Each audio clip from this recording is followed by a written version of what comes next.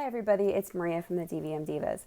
Today I want to talk about basically clients and our relationships with them. And you know, sometimes people may seem they're out of control or they're crazy or you know, somehow we wouldn't act. And when we take a step back and actually evaluate what they're going through with their animals, sometimes we can build a relationship with them and with their pet and actually have them trust us and value us, because I feel like a lot of what's going on in social media right now and online is people aren't trusting us because there's so much other information out there. So we need to really gain our clients' trust. So, a couple months ago, I had a client come to me. She is not from Jersey, where I am practicing. She is from Arizona. Um, she rescued a dog from another country, and the dog was a disaster when she rescued him.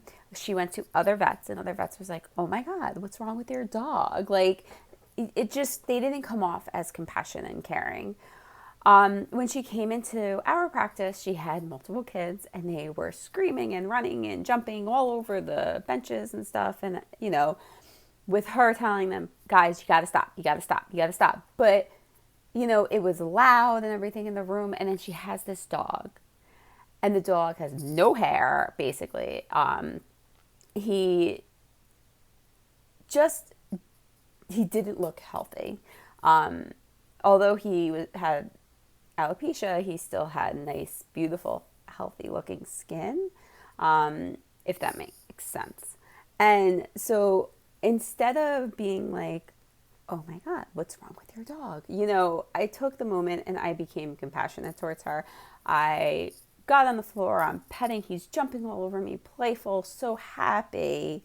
And we did the entire appointment. We talked about everything going on, and it was a sad case. The dog had oral melanoma. It has spread. The dog didn't have much time, but I spent that extra 10 minutes on the floor petting the dog even before we talked, while she was telling her kids to stop jumping everywhere. And I not ignored the kids, but like I kept talking to her, understanding that I have a 4-year-old at home, and forget it. If I try to have a conversation with anyone, he's always screaming, trying to scream over me to get my attention. So I understand where she's coming from that aspect. After the appointment, she said to me, she's like, I was very worried about coming here because I didn't know what type people would be here and if I was going to have that relationship that I found in Arizona. And she said, I just want to thank you for taking the time with him, making sure, like, not judging him and not judging me when I walk through the door, because it's really important that I find somebody I trust. I saw her other dogs for the past couple of months. They came in for this and that and this and that. And the last time she came in, she broke down. She started crying because she knew that this dog wasn't going to live long. This was her life. She did everything for him. Like they said, if they told her she has to spend $80,000 doing something, she would find a way to do it. She literally did everything for him, and he was an amazing pet. So I sat there, and although it was a 15-minute appointment, we were in there for like a half hour, and we bought, and everybody else wanted to see him because he's so much fun. Well, she ended up euthanizing him, and I reached out to her, and I know many people are like, I can't believe you reached out. I reached out to her on Instagram, and I just said to her, I said, I know that this is difficult for you.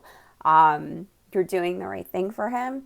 He had a life with you that he never thought he would, and that's the best thing you've done for him. And just giving her words that it's gonna be okay.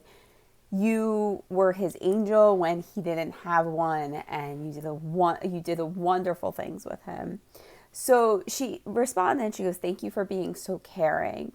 And from that relationship, now I try to do this with majority of my clients. Obviously, some are a little bit more difficult than others, but with that relationship, she came to me for information. She didn't go anywhere else. And I come to find out, the more the people that you can take them in and build that relationship that people want with their vets.